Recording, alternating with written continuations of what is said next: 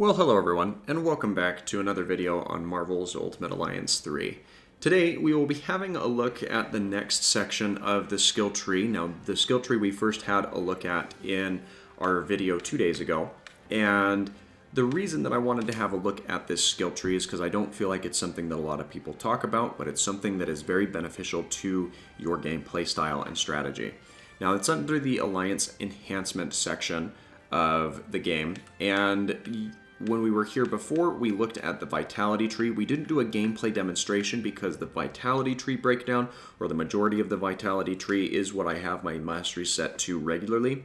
So you do want to keep that in mind, as that's why there wasn't a demonstration in the previous videos. You can look at basically anything else that I've done, including my character analysis series. Now, the enhancement adjustment that we've made to the strength set of the tree is going to be more particular towards actually having a demonstration once we go over what it entails. But first I want to break down the way that this tree works, because it is a little bit different and has some unique variants in comparison with what the Vitality Tree had, beyond that of just being balances to different sections of the game. So there are a couple of different types that you can see within this section of the tree. A lot of the filler areas are flat rate increases to the overall strength stat, and these range from increases of 20 to 40 all the way up to some increases that do 150 or 200, but that is buried very deep within the branches of this tree as you progress further. And some of the other adjustments that you will see that happen within this specific area is damage increases under certain conditions. This is a really good example of that, where damage increases, or damage done to stunned enemies is increased by 3%, and that is a consistent theme that you can see through some of the other buffs throughout the remainder of this tree. Now, as we continue through, you'll notice that there are a couple of additional ones, such as this one that enhances specifically piercing attacks.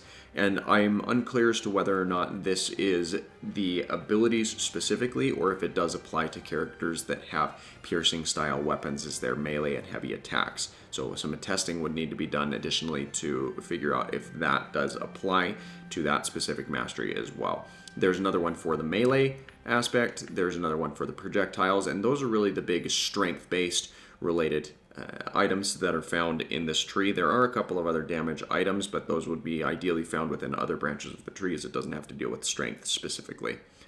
Now, in addition to that, you will notice that there are a couple of other increases that we can have here, such as increasing the overall efficiency of light and heavy attacks by 3%.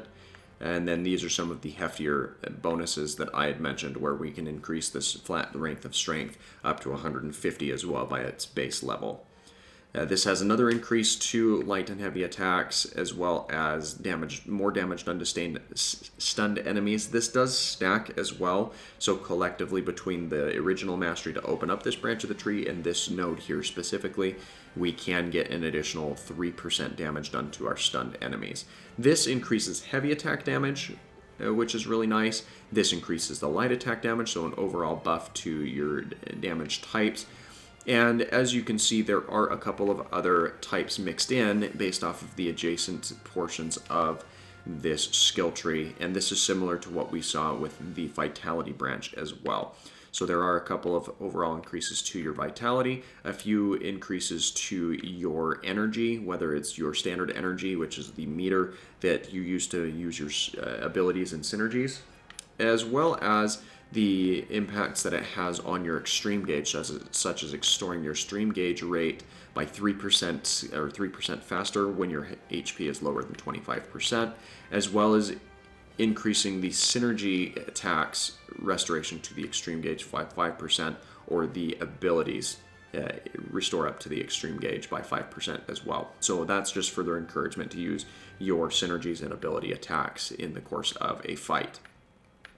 And as I mentioned, this is one of my favorite nodes, specifically these two, and there are a couple of others included within the Vitality branch that recovers 3% of your extreme attack damage as HP back to the character. Now, once you have this entire hexagon all the way filled out from the center all the way out to the edges, you gain access to the overall buff from this section, which increases the critical hit rate by 10%, or the chance for each of your basic attacks to have a critical hit happen increased by 10%.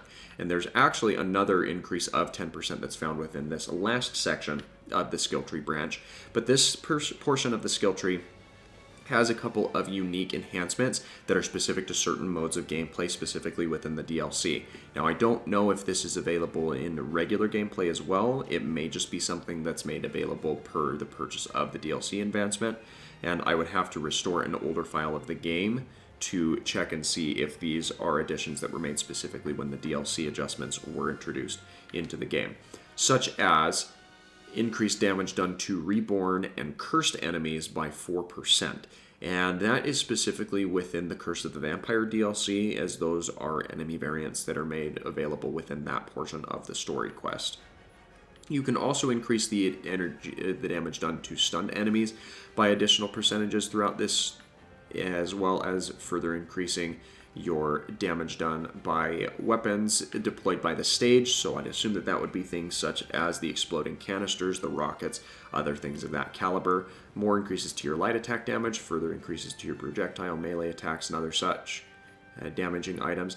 This increases your overall damage by any character by 10% after an enemy is defeated. So that is just vastly beneficial, as it overall increases your damage output. And with grunts that spawn in within that time frame, once you get a couple of these enemies going down, you're going to have consistent increases to your attack damage by that 10% margin for a good portion of the fight.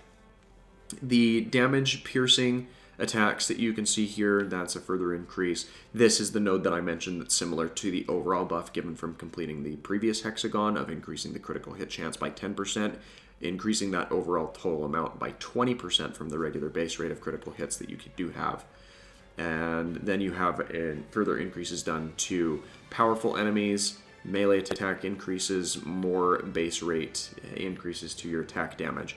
Now this is the last portion that's specific to the DLC pack. This is within the Rite of the Phoenix DLC DLC expansion.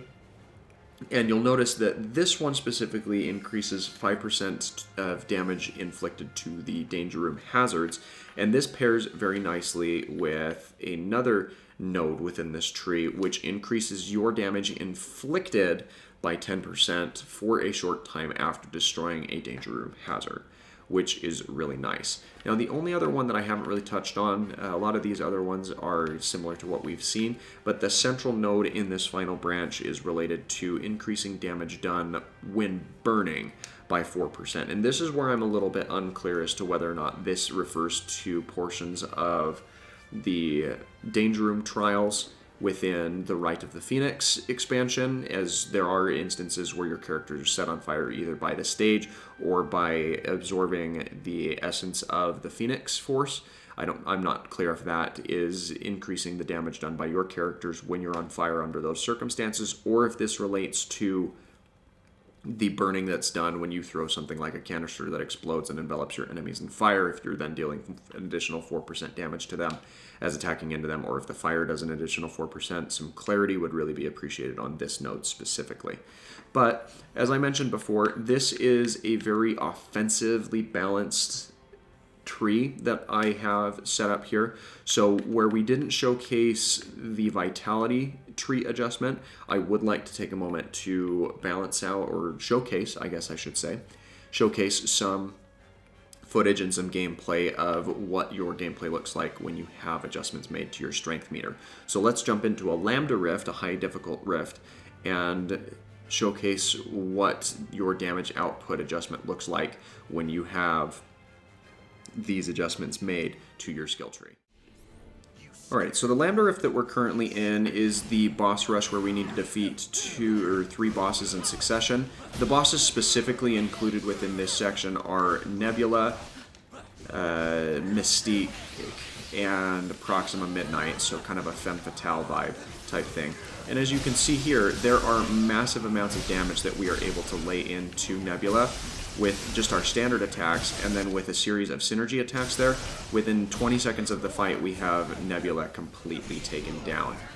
Now we will want to attack down some of these enemies. You can see the particle effects that are appearing around the members of my team that indicate that I have increasing attack damage from having defeated some enemies.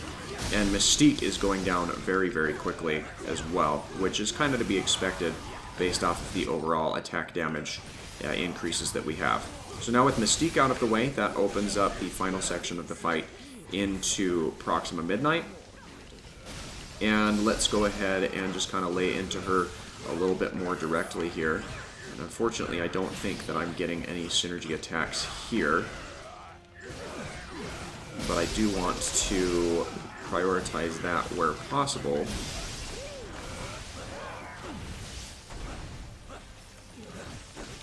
And now we've got our final synergy attack here. We can unload our extreme attacks, and that's going to finish out this fight.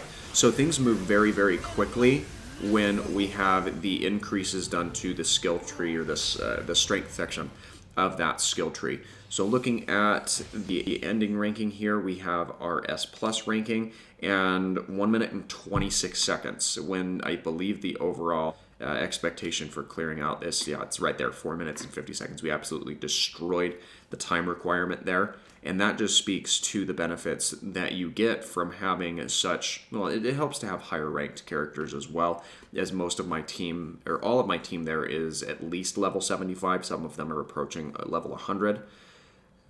Mainly because I do try to rotate out some of my characters, and I want to bring them up for kind of being on an equal playing field, so I can do some on-the-spot analysis and possibly a tier list at some point here in the future. But overall, that is a very quick takedown of this rift and the bosses contained within. So that speaks to the importance of the strength skill tree. If you're having difficulties getting through some of the higher difficulty rifts and other issues with those, I would recommend exploring portions of, or devoting a lot more attention to, the skill tree, or the strength portion of the skill tree specifically. But that is going to do it for today's video. I really do hope that you enjoyed that. And if you did find this episode helpful, please feel free to leave a like on the video. Don't forget to comment what sections of the skill tree you think lack attention or I should have a look at. I will be doing them all, but I'd like to have your input as to what you would like to see as well. And as always, don't forget to subscribe. I bring content to you on a daily basis. And with all that being said, thanks again for watching, and I hope that you have a fantastic rest of your day.